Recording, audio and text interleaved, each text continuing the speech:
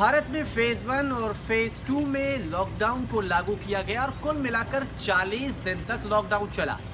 लेकिन इन 40 दिन में लॉकडाउन का क्या असर हुआ? क्या भारत से कोरोना दूर हो गया? क्या लॉकडाउन के कारण भारत में इस बीमारी का अंत हो गया? ऐसे कुछ सवाल उठाए जा रहे हैं कि आखिर कोरोना वायरस को भगाने में लॉकडाउन ने कितनी अहम भूमिका निभाई है। इस पर हम चर्चा करेंगे, लेकिन उससे पहले जानते हैं कि आखिर भारत में मौजूदा आंकड़े क्या कहते हैं। भारत में 46,433 जो कुल मामले हैं वो कोरोना के हैं।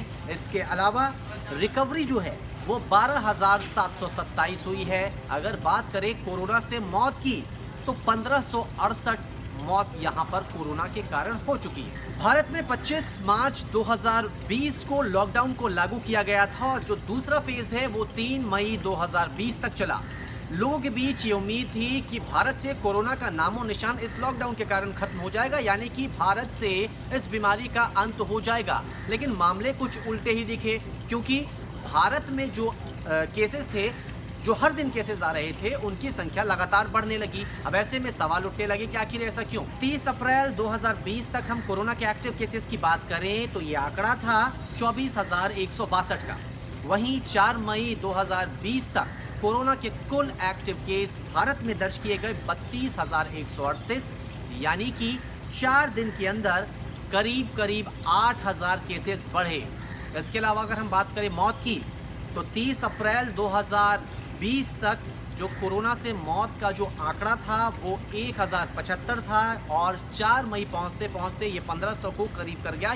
हालांकि सरकार का दावा है कि भारत में कोरोना को मात देने में एक कामयाबी मिली है और आंकड़े कुछ और कह रहे हैं। 1020 पेशेंट्स क्योर हो चुके हैं, जिससे हमारी टोटल क्योर लोगों की संख्या बढ़कर अब 12,726 हो गई है, जिसके कारण हमारा टोटल रिकवरी रेट बढ़कर अभी 27.41 हो चुका है।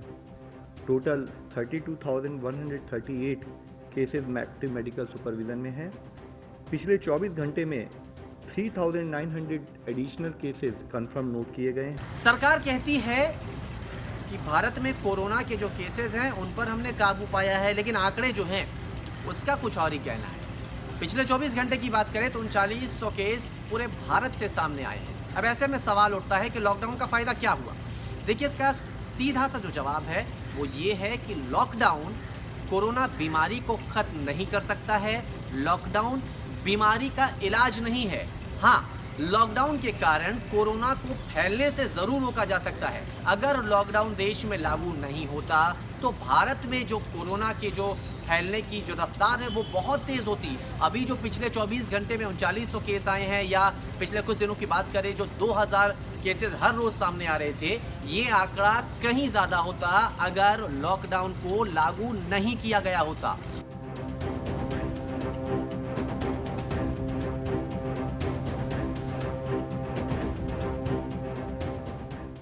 हालांकि एक दावा ये भी किया जाता है कि 40 दिन के लॉकडाउन के बाद भारत में जो स्थिति है वो सुधर जानी चाहिए थी, यानी कि कोरोना पर काफ़ी हद तक कंट्रोल पा लिया जाना चाहिए। लेकिन ऐसा होता दिख नहीं रहा है, क्योंकि आंकड़े कुछ और कह रहे हैं, लगातार केसेस सामने आ रहे हैं।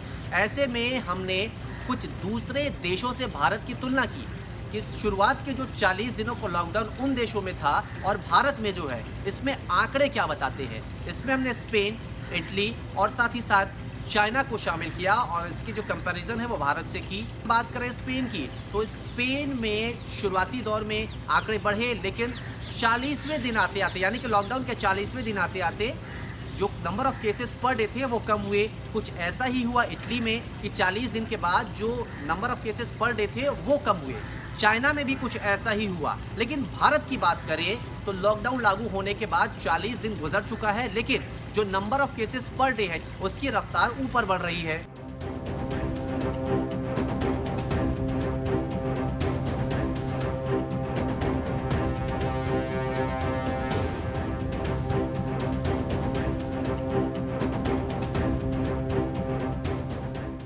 राहत की बात यह है कि भारत में कोरोना को मात देने के लिए जो रफ्तार है वो भी तेज़ हुई है, यानी कि जो मरीज़ कोरोना संक्रमित हुए थे उनके ठीक होने की जो रफ्तार है वो भी तेज़ी से बढ़ी है।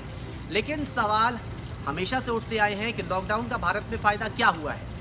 कुछ लोगों की ओर से सवाल उठाए गए थे कि क्या ये जल्दबाजी में लिया गया फैसला नहीं है, क्या सरकार ने हड़बड़ी में ये फैसला नहीं लिया है, क्योंकि अब जो केसेस सामने आ रहे हैं ये उन्हें कहीं ना कहीं एक बेस भी दे रहा है।